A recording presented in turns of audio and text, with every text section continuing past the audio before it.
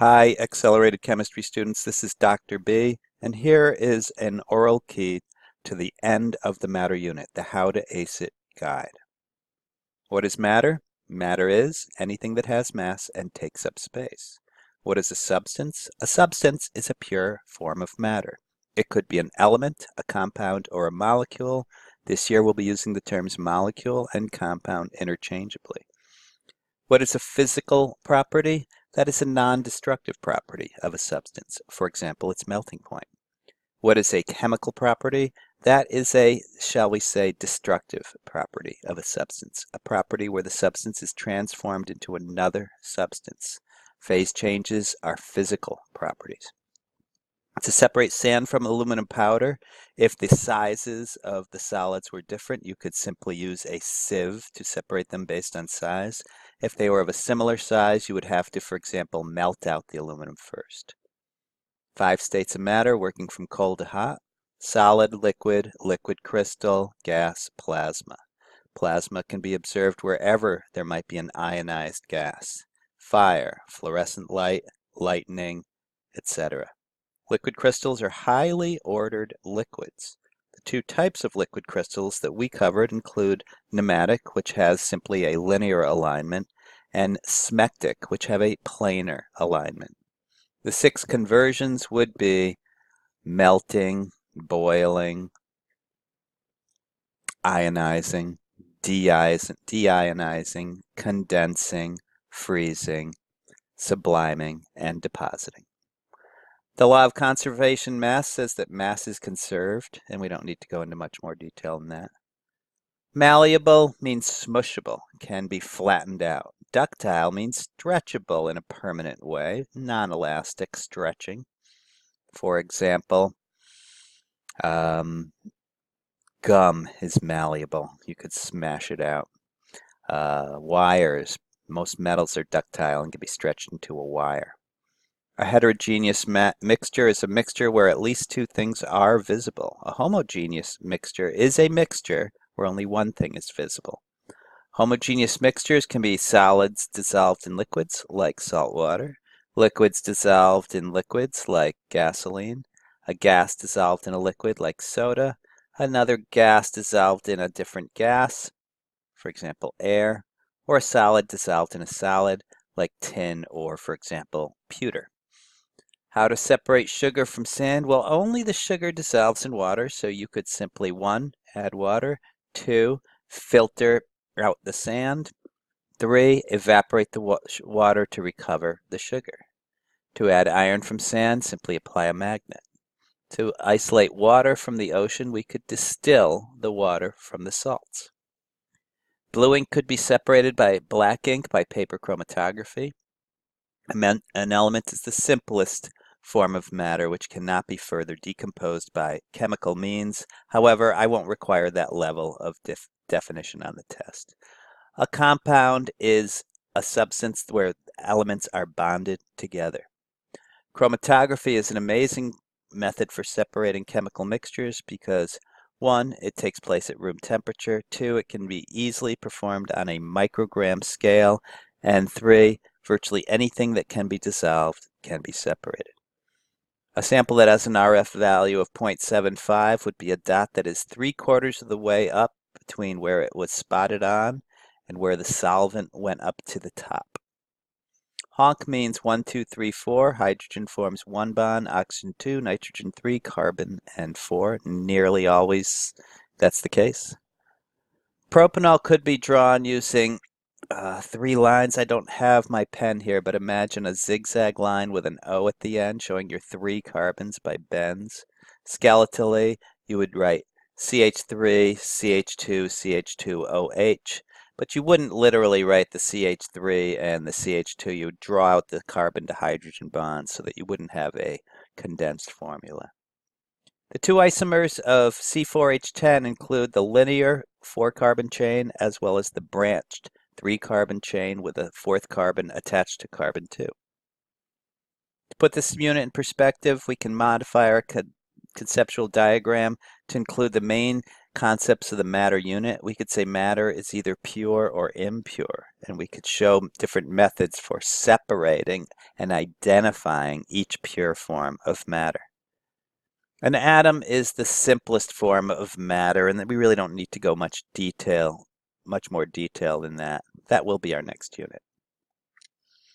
In chromatography, we have a mobile phase, which in your paper chromatography was the water, as well as a stationary phase. The paper is what we used. And we measure how high it went using an RF value. We simply estimate whether it went a quarter of the way up, 0.25, 3/4 of the way up, 0.75, etc. Since chromatography is based on adhesion, that's what happens. Your solute gets stuck to the paper, sometimes more than others. A greasy substance, as you might imagine, doesn't stick and has a very high RF value. You can change the chromatography solvent, but that's beyond the scope of this test. Omit. Which substance being chromatographed would have a higher RF value, carotene or chlorophyll? We're going to omit that as well because there was a class that didn't do the leaf lab. Solvent system is the greasiest. Well, you should be able to identify what is the greasiest and the most watery. Well, it's hard to get more watery than water. This looks a little watery because of the OH, and hexane's a hydrocarbon, so it's the most greasy. When you make a solvent system more greasy, we don't need to know how that affects it. Please omit that. Suggest a cheap chromatography system with a higher resolution than paper chromatography. Perhaps a thin layer chromatography experiment would work better. If you have a temperature-sensitive liquid, a nice way to separate it out is by a special kind of distillation called vacuum distillation. Since it is unlikely to decompose the liquid, the substances boil at lower temperatures under vacuum. If you need high resolution, I'd recommend a very long column for your distillation. That's called fractional distillation, but the ultimate is called spinning band distillation, which there's literally a band that looks like a window screen that's spinning to give you incredibly high surface area.